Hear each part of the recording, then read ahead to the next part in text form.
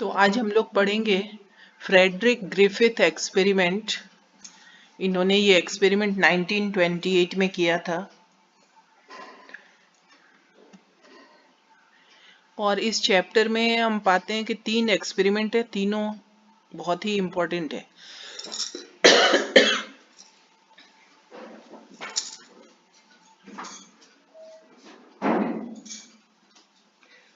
Streptococcus pneumoniae नाम से ही पता चल रहा है कि ये राउंड शेप का बैक्टीरिया है और ये चेन के फॉर्म में है, यानी एक बैक्टीरिया दूसरे से, दूसरा तीसरे से, इस तरह से जुड़ करके एक चेन नुमा स्ट्रक्चर बनाता है। तो स्ट्रेप्टोकॉकस का मतलब ये हो गया। और न्यूमोनी इसका स्पेसीज है। ये न्यूमोनिया नाम के डिजीज को काउज करता है। तो फ्रेडरिक ग्रिफिथ इसी बैक्टीरिया पर काम कर रहे थे, स्ट्रेप्टोकॉकस न्यूमोनी पर।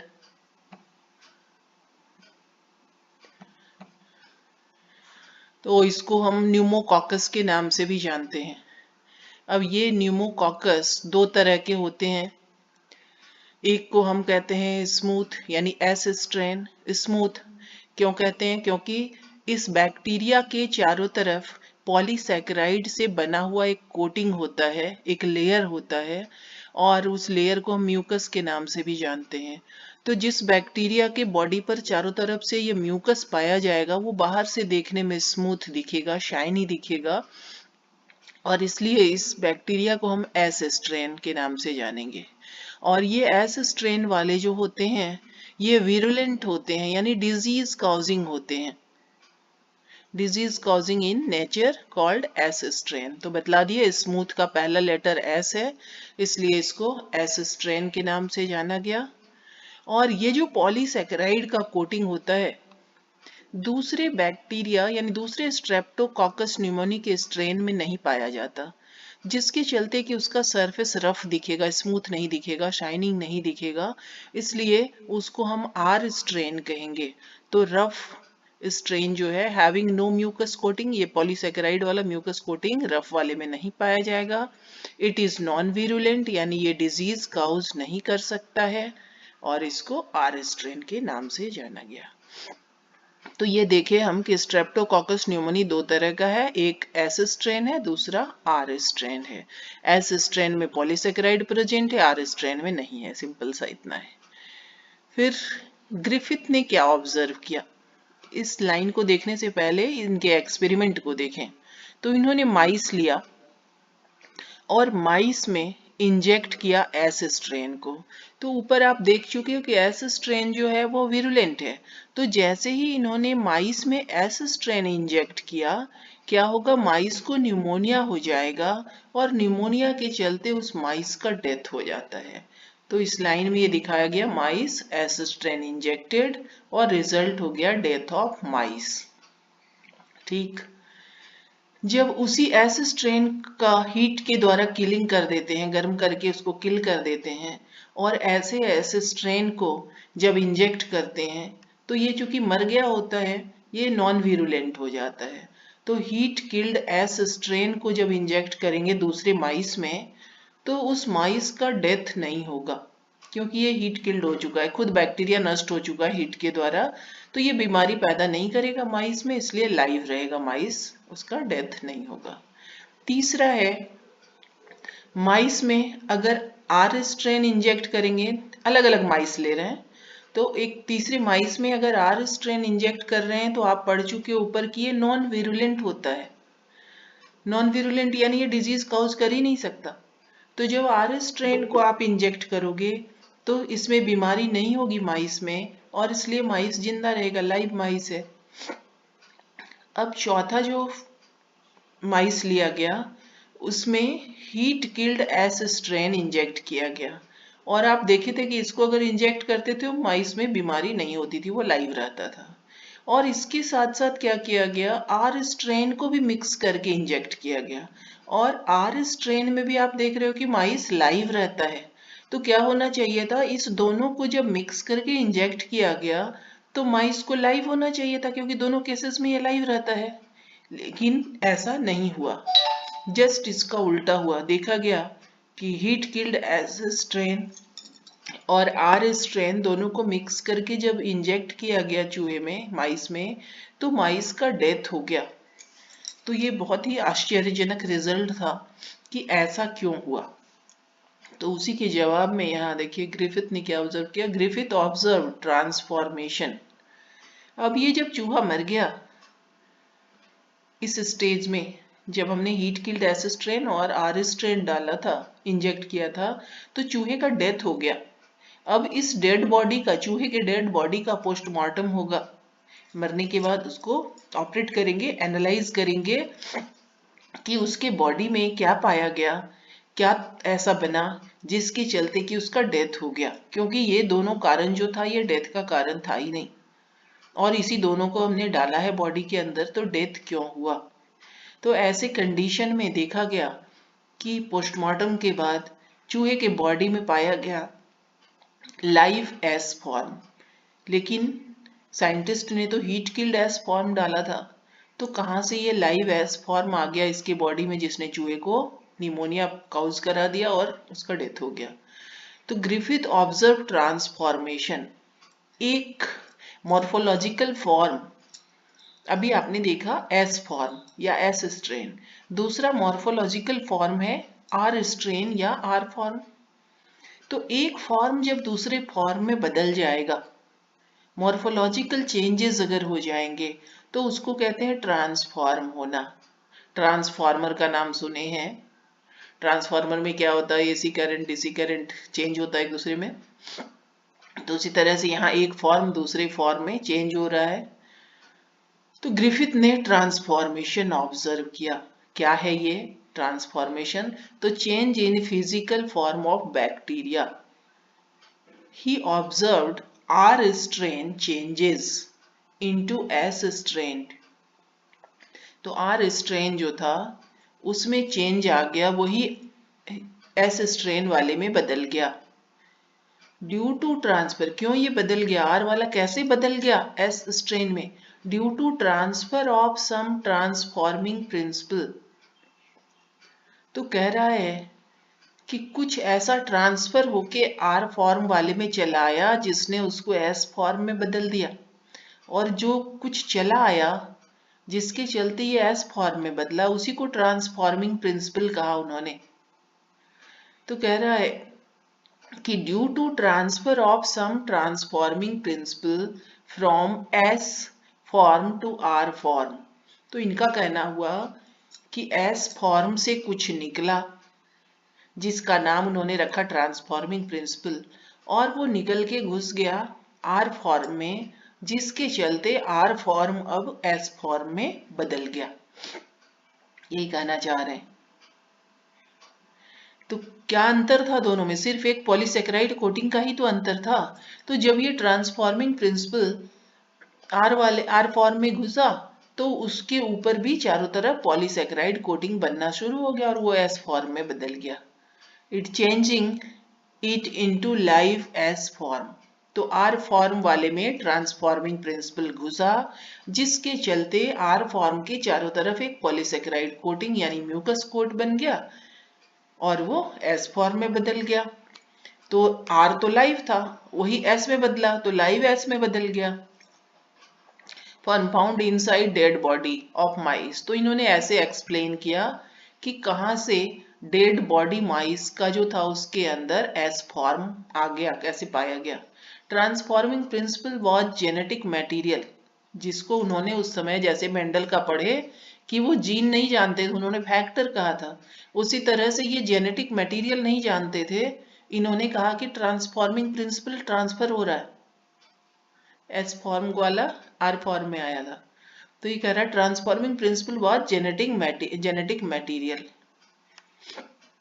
तो आज के डेट में अगर देखें तो उनका कहना था कि जेनेटिक मटेरियल आर फॉर्म वाले में चला आया, एस फॉर्म का जेनेटिक मटेरियल आर फॉर्म वाले में चला आया, और उसने आर फॉर्म वाले के चारों तरफ पॉलीसेकेराइड का कोटिंग बनवाया, इसलिए अब वो आर फॉर्म नहीं रह गया, अब एस फॉर्म हो गया।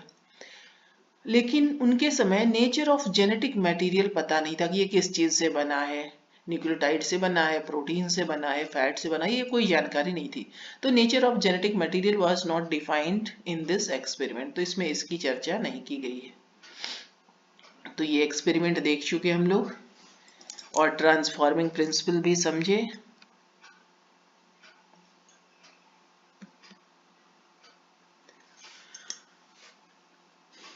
तो कभी तो एग्जाम में आपका अभी जो पार्ट पढ़े उसको पूछता है, और ज्यादातर अभी जो सेकंड पार्ट पढ़ने जा रहे हैं इसी एक्सपेरिमेंट का है, इसी से रिलेटेड है, तो इससे पूछता है।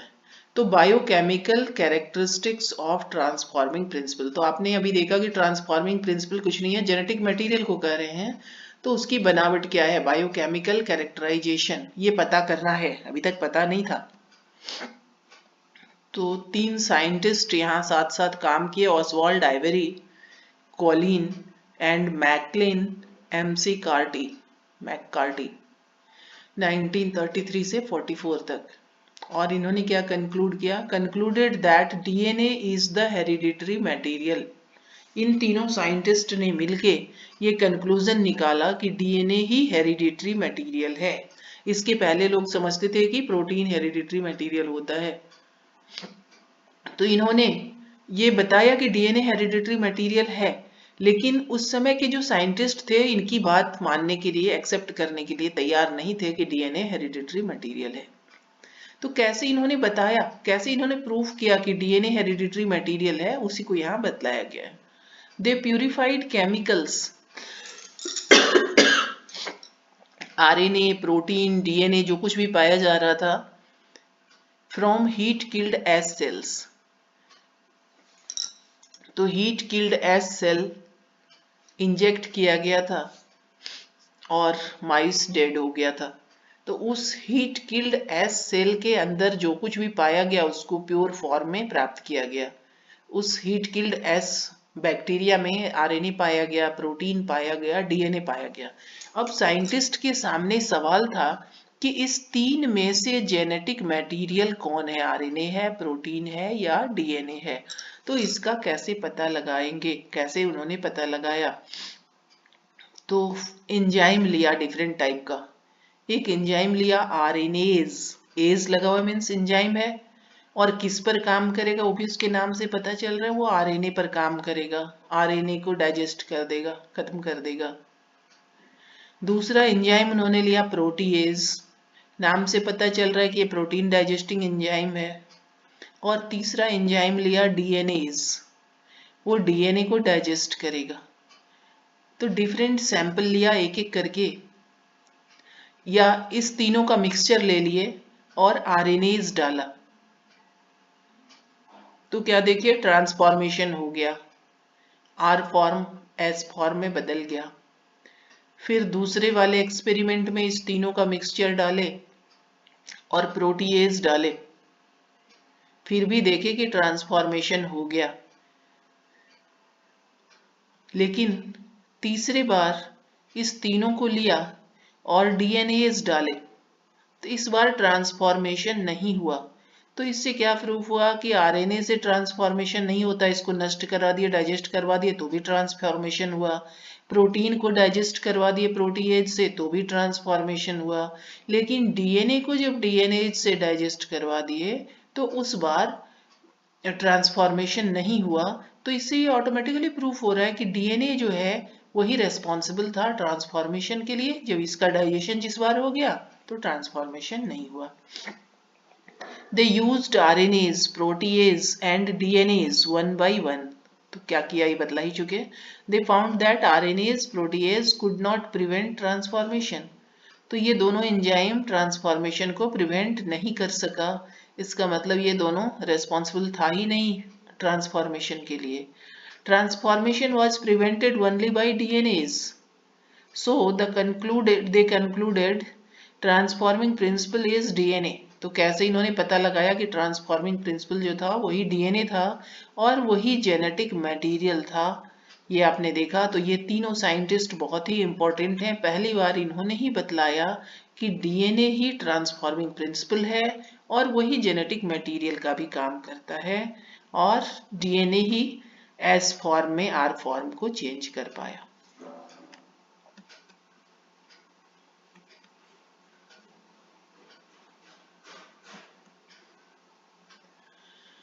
तो ग्रिफिथ एक्सपेरिमेंट हम लोग पढ़ चुके। इसके बाद है रिप्लिकेशन। ये डीएनए का रिप्लिकेशन होता है, एक डीएनए से दूसरा डीएनए बनना रिप्लिकेशन है। Watson and Crick suggested copying mechanism for DNA. ये पहली बार इनको पता चला कि डीएनए जो है अपनी कॉपी बना सकता है, अपनी जैसा दूसरा डीएनए बना सकता है। वॉटसन एंड क्रिक ने ऐसा सजेस्ट किया था।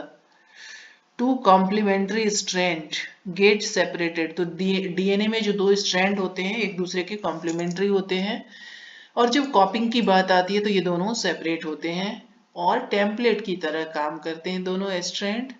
ए न्यू कॉम्प्लीमेंट्री स्ट्रैंड, और हर एक टेम्पलेट पर एक नया स्ट्रैंड डेवलप होता है, forming two new daughter DNA. तो इस तरह से दो नए डीएनए बन जाते हैं, एक पुराना वाला स्ट्रैंड रह गया टेम्पलेट, और हर एक टेम्पलेट पर एक नया स्ट्रैंड बन गया।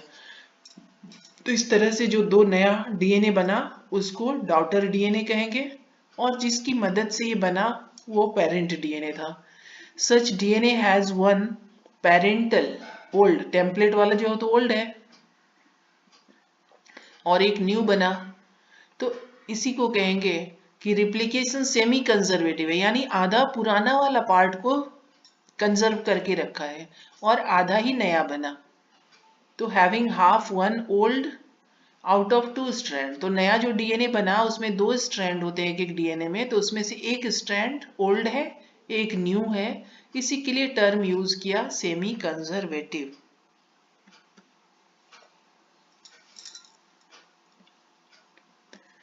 दूसरा इंपॉर्टेंट एक्सपेरिमेंट है इस चैप्टर का, हर्शे चेज एक्सपेरिमेंट। इन्होंने क्या बतलाया, इन्होंने प्रूव किया कि जेनेटिक मटेरियल डीएनए है। अभी आपको बतलाया कि पहले समझते थे कि प्रोटीन होता है जेनेटिक मटेरियल, लेकिन इन्होंने एक्सपेरिमेंट के द्वारा ये प्रूव कर दिया कि जेनेटिक मटेरियल डीएनए है।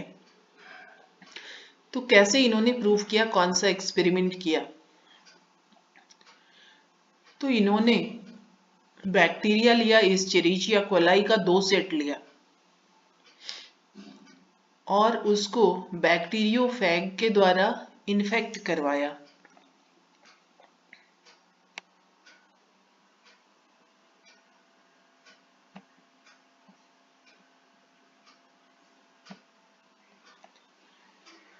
तो मान लीजिए ये बैक्टीरिया हमने ड्रॉ किया,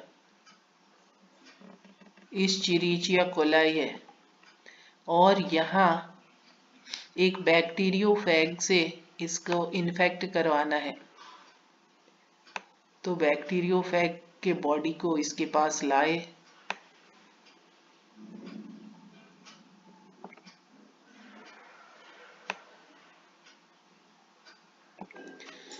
और bacteriophage means it is a type of bacteria eating virus और बैक्टीरिया अटैकिंग वायरस।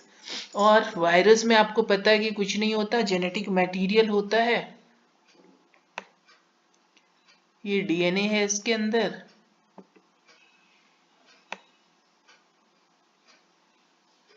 और प्रोटीन की ये कोटिंग है। तो प्रोटीन कुछ ऐसे एमिनो एसिड से बने होते हैं जिसमें सल्फर पाया जाता है। तो ये बाहर की कोटिंग प्रोटीन से बनी हुई है और इसमें सल्फर कंटेनिंग एमिनो एसिड पाया जा रहा है प्रोटीन में। तो अगर रेडियो एक्टिव सल्फर लेंगे तो वो रेडियो एक्टिव सल्फर इस कोटिंग में आ जाएगा। तो ये S35 जो है ये रेडियो एक्टिव सल्फर है, इसको यूज किया गया और ये प्रोटीन वाले कोटिंग को रेडियो एक्टिव बना दिया गया, रेडियो एक्टिव 35 लिया गया, और उसके बाद यहाँ अटैक करवाए बैक्टीरिया को। तो जब बैक्टीरिया को अटैक करता है ये बैक्टीरियोफेग, तो सिर्फ इसका जेनेटिक मटेरियल अंदर आ जाता है।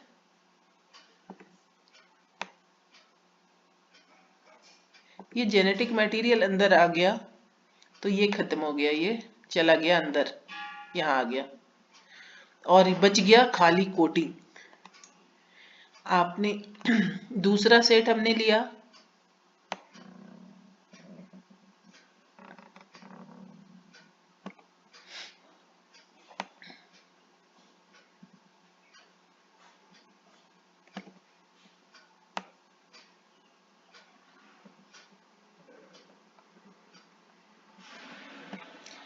इसका जेनेटिक मटेरियल है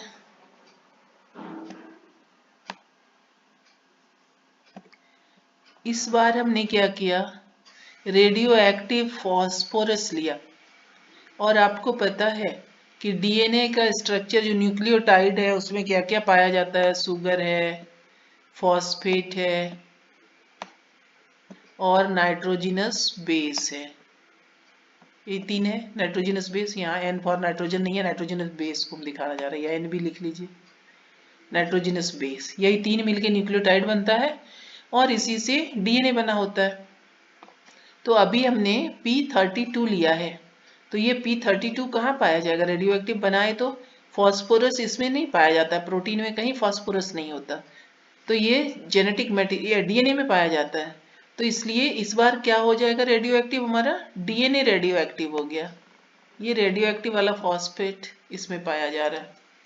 तो दोनों में अंतर समझ में आया कि इस वाले में चूंकि रेडियो एक्टिव सल्फर लिए थे और सल्फर प्रोटीन में पाया जा रहा है एमिनो एसिड में, तो ये कोटिंग में रेडियो एक्टिव सब्सटेंस था। लेकिन इस बार वाले में डीएनए में रेडियो एक्टिव सब्सटेंस है। तो इस चिरिचिया कोलाई को इन्फेक्ट करवाए, ये डीएनए भी बैक्टीरिया के अंदर आ गया, इन्फेक्शन हुआ। और इस तरह से जब ये भी खत्म हो गया, ये तो यहाँ आ गया निकल के, ठीक, तो ये मूव करके यहाँ आ गया, उसी तरह से ये मूव करके यहाँ आ गया। तो इसी स्टेज को हम कहते हैं इन्फेक्शन। तो इन्फेक्शन में क्या किया, इस्चेरिचिया coli was infected by bacteriophage. तो देख रहे हैं ये इस्चेरिचिया कोलाई या बैक्टीरियोफेग से इसका इन्फेक्शन करवाए, और इन्फेक्शन में क्या हुआ, ये डीएनए दोनों का निकल के आ गया बैक्टीरिया के अंदर। इसके बाद क्या करना है, नेक्स्ट स्टेज है ब्लेंडिंग। ब्लेंडिंग में क्या करेंगे, हिलाएंगे, एजिटेट करेंगे।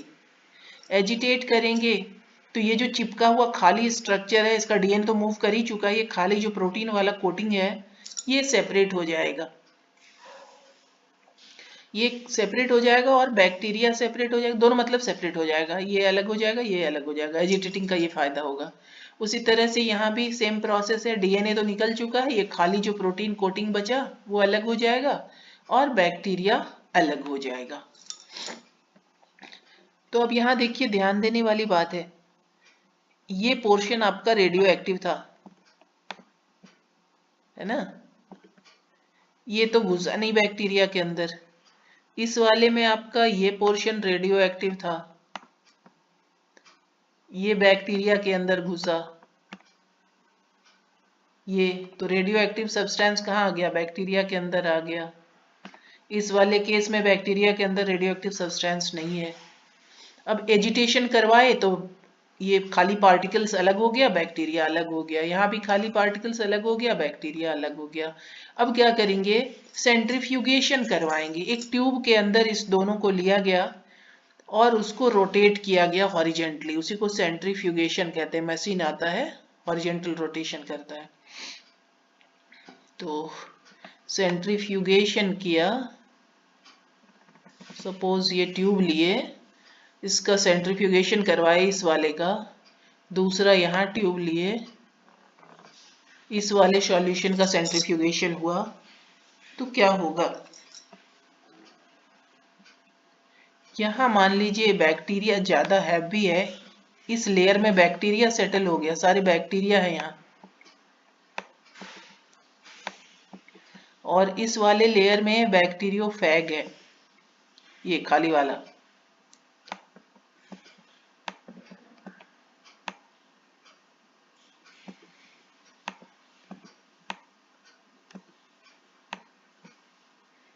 इसमें बैक्टीरियोफेग है और इसमें बैक्टीरिया है।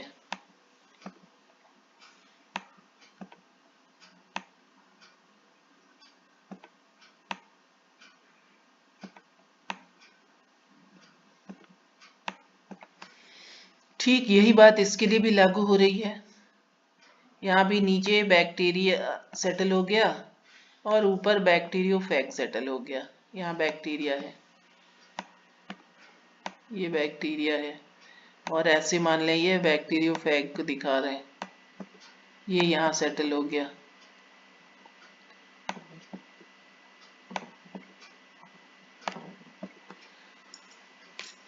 तो रेडियो एक्टिव वाला पार्ट आपका कहाँ था इसमें ना, बैक्टीरियोफेग वाले इस पार्ट में। तो ये रेडियो एक्टिव यहाँ शो करेगा ऊपर वाले लेयर में, और इस वाले में कहा था आपका रेडियो एक्टिव सब्सटेंस, इस डीएनए में आ चुका है, डीएनए बैक्टीरिया के अंदर आ चुका है, इसलिए इसमें रेडियो एक्टिव सब्सटेंस यहाँ बैक्टीरिया वाले हिस्से में दिखेगा। दोनों में डिफरेंस बस समझना है। इस कोटिंग में तो कोई रेडियो एक्टिव सब्सटेंस था ही नहीं। तो जिसमें बैक्टीरिया में रेडियो एक्टिव सब्सटेंस दिख रहा है उसमें हमने फॉस्फेट रेडियो एक्टिव लिया था जो कि डीएनए में पाया जाता है। इसका मतलब हुआ कि डीएनए मूव करके बैक्टीरिया के अंदर आ रहा है और यही जेनेटिक मटेरियल है। इस एक्सपेरिमेंट में कोई समस्या है और तो बोलो।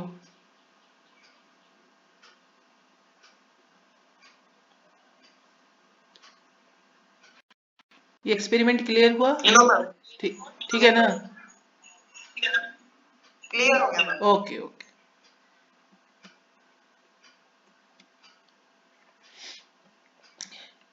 तो नीचे लिखा है thus it was concluded that DNA which has radioactive phosphorus is transferred from bacteriophage यानी virus to bacteria, hence DNA is the genetic material। तो इन्होंने हर्से एंड चेज ने प्रूफ कर दिया एक्सपेरिमेंटली कि डीएनए ही जेनेटिक मटेरियल है।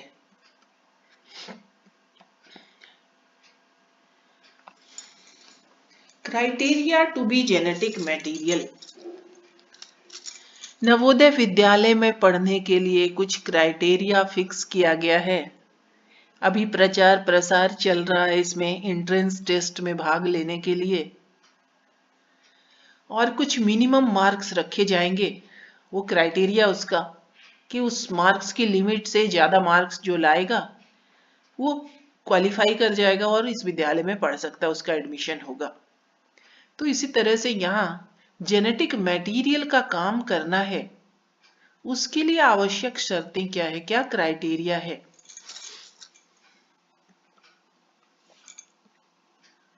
DNA is better genetic material. अभी हम लोगों ने देखा कि डीएनए जेनेटिक मटेरियल है। केवल जेनेटिक मटेरियल ही नहीं है, ये बेटर जेनेटिक मटेरियल है। DNA is better genetic material and preferred for storage of genetic information. तो ये जेनेटिक मटेरियल है और इसको पसंद किया जाता है। जेनेटिक इंफॉर्मेशन को स्टोर करने का काम अगर है तो वो डीएनए करेगा। इस स्टेटमेंट को कह रहा है जस्टिफाई कीजिए कि DNA is better genetic material and preferred for storage of genetic information, justify the statement. इस तरह का क्वेश्चन आपसे पूछता है। तो इसका आंसर देखें हम लोग। जेनेटिक मटेरियल में क्या क्या विशेषता है, क्या क्या क्राइटेरिया है जिसके चलते ये बेटर जेनेटिक मटेरियल है। पहला पॉइंट है मस्ट फॉर्म इट्स रिप्लिका। तो अभी रिप्लिकेशन हम लोग देख रहे थे, तो डीएनए अपने जैसा डीएनए बना सकता है। तो फर्स्ट क्राइटेरिया में ये पास हो गया, फुलफिल करता है। दूसरा क्या क्राइटेरिया है, केमिकली एंड स्ट्रक्चरली स्टेबल होना चाहिए इसको। तो ये क्राइटेरिया भी इसमें अगर पाया जाएगा तो ये जेनेटिक मटेरियल होगा। दूसरा है scope of mutation for evolution. तो बिल्कुल स्टेबल तो है, लेकिन बिल्कुल ऐसा भी स्टेबल नहीं हो कि थोड़ा भी चेंज की गुंजाइश नहीं हो। थोड़ी सी गुंजाइश चेंज की हो तभी तो इसमें म्यूटेशन होगा और इवोल्यूशन हो पाएगा, नए तरह के ऑर्गेनिज्म बन पाएंगे, कॉम्प्लेक्स ऑर्गेनिज्म बन पाएंगे। चौथा क्राइटेरिया है expression in the form of Mendelian characters. और कह रहा है कि मेंडेलियन कैरेक्टर के रूप में, फॉर्म में ये एक्सप्रेस हो पाए। तो इसी को आगे डील किया गया है, डिटेल में बताया गया है। तो पहला क्या है, डीएनए रिप्लिकेट। फर्स्ट क्राइटेरिया था मस्ट फॉर्म इट्स रिप्लिका, तो डीएनए का रिप्लिकेशन होता है, इसलिए जेनेटिक मटेरियल हो सकता है। दूसरा क्राइटेरिया था केमिकली और स्ट्रक्चरली इसको स्टेबल होना चाहिए। तो देखिए क्या होता है, दूसरे में है it does not change at different stage of life cycle, as और ऑन चेंज इन फिजियोलॉजी। तो कह रहा है कि ऐसा नहीं है कि बचपन में कुछ अलग तरह का डीएनए था, एडल्ट में कुछ और होगा, ओल्ड एज में कुछ और होगा। एज के साथ ये नहीं वैरी करेगा, ना ही ये लाइफ साइकिल के अकॉर्डिंगली वैरी करता है, और ना ही मान लीजिए आपकी तबीयत खराब हो गई या फीवर हो गया या मान लीजिए डिजेंट्री हो गया, तो ऐसे कंडीशन फिजियोलॉजिकल कंडीशन आपका चेंज हुआ तो ऐसा नहीं कि डीएनए चेंज हो जाएगा। तो ये हर स्थिति में, चाहे लाइफ साइकिल के किसी भी स्टेज हो, कोई भी एज हो या कैसा भी फिजियोलॉजिकल कंडीशन हो, इसमें कोई चेंज नहीं आता है। तो स्ट्रक्चरली और केमिकली ये स्टेबल है, इसलिए ऐसा होता है। Strand separation by it maintain complementarity in suitable condition. अब कह रहा है कि स्ट्रैंड का जब सेपरेशन होता है और सुटेबल कंडीशन मिलता है तो फिर वो आपस में मिल जाते हैं। जैसा कि एग्जाम्पल अभी ग्रिफिथ एक्सपेरिमेंट में देख रहे थे, हीट किल किया बैक्टीरिया को, उस समय क्या हुआ कि उसका दोनों स्ट्रैंड अलग हो गया, सेपरेट हो गया हीट के द्वारा। और फिर जब सुटेबल कंडीशन मिला आरएनए के अंदर, ये फिर जब सुटेबल कंडीशन मिला तो दोनों स्ट्रैंड फिर से एक हो गए, मिल गए, और एक डीएनए का निर्माण हो गया। तो ये कह रहा है strand separation by it maintain complementarity in suitable condition. तो जब सुटेबल कंडीशन मिलता है तो दोनों स्ट्रैंड फिर से एक हो जाते हैं। इसका एग्जाम्पल आपका ग्रिफिथ एक्सपेरिमेंट वाला है, हीट किल्ड वाला case. Absence of oxygen at 2, कल हम लोग पढ़ रहे थे राइबोज और डीऑक्सी राइबोज शुगर में क्या अंतर होता है। तो आपने देखा था कि सेकेंड कार्बन जो है पेंटोज का, उसमें डीऑक्सी राइबोज वाले में एक ऑक्सीजन नहीं होता है, OH में केवल H होता है, O नहीं होता। तो ये स्टेबिलिटी प्रोवाइड करता है, यानी आरएनए की तुलना में ये ज्यादा स्टेबल होगा डीएनए, क्योंकि इसके सेकेंड कार्बन पर ऑक्सीजन नहीं पाया जाता है। कार्बन और pentose make DNA less reactive, तो यहाँ पर ऑक्सीजन नहीं पाया जा रहा है, इसलिए ये कम रिएक्टिव होगा, और कम रिएक्टिव मीन्स ज्यादा स्टेबल होगा। And structurally more stable, better criteria to be genetic material. तो आप देख रहे हो कि जेनेटिक मटेरियल होने के लिए स्टेबल होना बहुत ही जरूरी है। तो ये स्टेबल है, और स्टेबल होने में हेल्प कौन कर रहा है, यहाँ पर ऑक्सीजन का नहीं पाया जाना सेकेंड कार्बन पर शुगर में। प्रेजेंस ऑफ थाइमीन, आपको पता है कि अगर यूरेसिल होगा तो वो आरएनए का केस है, थाइमीन होगा तो डीएनए का केस है। ये थाइमीन भी इसको एडिशनल स्टेबिलिटी प्रोवाइड करता है। Presence of thymine provide additional stability to DNA. इसके बाद आपने देखा था कि स्कोप ऑफ म्यूटेशन भी होना चाहिए इवोल्यूशन के लिए। तो ये कह रहा है इट म्यूटेट्स एट स्लो रेट, तो थोड़ी सी गुंजाइश है म्यूटेशन की ताकि इसमें इवोल्यूशन हो सके। तो इस क्राइटेरिया में भी ये सक्सेसफुल है। So it is better for storage of genetic material, तो जिसमें चेंज कम होता है उसमें जेनेटिक इंफॉर्मेशन अच्छे से स्टोर हो सकता है, तो स्टोरेज की क्षमता इसमें ज्यादा है।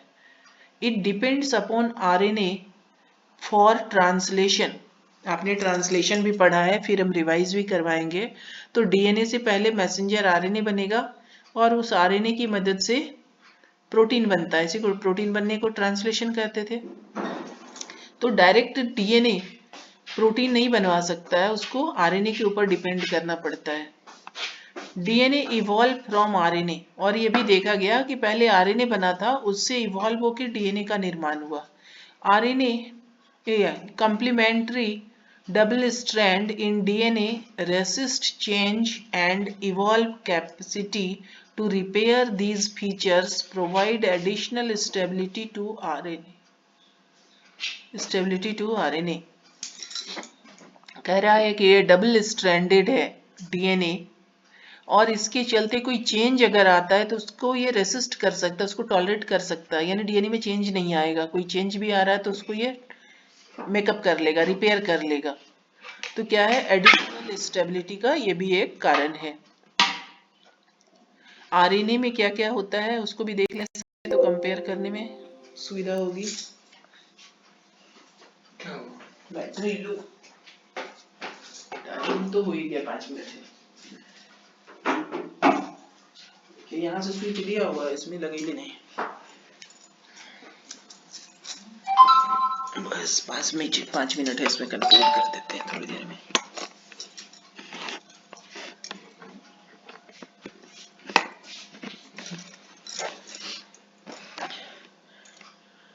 तो आंसर, ये जो क्वेश्चन था आपका, DNA is better genetic material and preferred for storage of genetic information, justify the statement.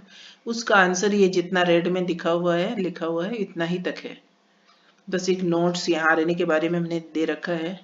RNA is better for transfer of genetic information. अब दोनों में डिफरेंस देखिए, ये स्टोरेज के लिए बेटर था डीएनए, लेकिन जेनेटिक इंफॉर्मेशन को अगर ट्रांसफर करना है तो उसके लिए बेटर आरएनए होगा। तो ये लिखा RNA is better for transfer of genetic information. Translation, splicing and metabolism evolved around RNA. कह रहा है ये सारे प्रोसेसेस जो हैं, ये इनका इवोल्यूशन आरएनए के इर्द गिर्द ही है, अराउंड हुआ है। Translation machinery develops around RNA. कह रहा है ट्रांसलेशन मशीनरी भी आरएनए के अराउंड ही डेवलप हुआ है, because RNA is directly involved in translation. तो आप देख रहे हो कि आरएनए पर जो कोडॉन होता है उसी के अनुसार एमिनो एसिड आते हैं और प्रोटीन का निर्माण होता है। तो इसलिए कह रहा है कि आरएनए डायरेक्टली इन्वॉल्व्ड है ट्रांसलेशन में। RNA is genetic material in some viruses such as, तो ये एग्जाम्पल भी आपसे पूछ सकता है। टीएमवी आपने पढ़ा है, टोबैको मोज़ेक वायरस, तो उसमें आरएनए जेनेटिक मटेरियल है। इसके अलावे ये क्यूबी बैक्टीरियोफेज जो है, इसमें भी आरएनए जेनेटिक मटेरियल होता है। और आरएनए ज्यादा रिएक्टिव होता है। क्यों रिएक्टिव होता है? क्योंकि इसमें थायमीन नहीं पाया जाता, उसकी जगह यूरेसिल पाया जाता है।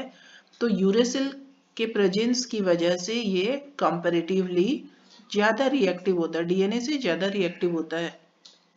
And presence of OH at second carbon of pentose. Pentose में आपने देखा, राइबोज में, कि यहाँ सेकेंड कार्बन पर OH होता है, और डीऑक्सीराइबोज में सेकेंड कार्बन पर OH ना होकर सिर्फ H होता है, ये O नहीं होता।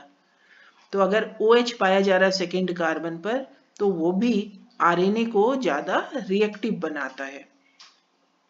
It is catalytic in nature. RNA catalyst का भी रोल प्ले करता है, कैटलिस्ट का भी काम करता है। सो मोर रिएक्टिव एंड अनस्टेबल। तो कैटलिस्ट का रोल प्ले करने के लिए इसको कंपैरेटिवली ज्यादा रिएक्टिव होना पड़ेगा, और जो ज्यादा रिएक्टिव है मींस अनस्टेबल होगा। तो दोनों को अगर कंपेयर करें, दोनों के फीचर्स को, तो हम क्या देख रहे हैं कि डीएनए ज्यादा स्टेबल है, और इसलिए ये बेटर जेनेटिक मटेरियल का रोल कर सकता है, क्राइटेरिया फुलफिल कर सकता है जेनेटिक मटेरियल का। तो बस आज इतना ही। Thank you.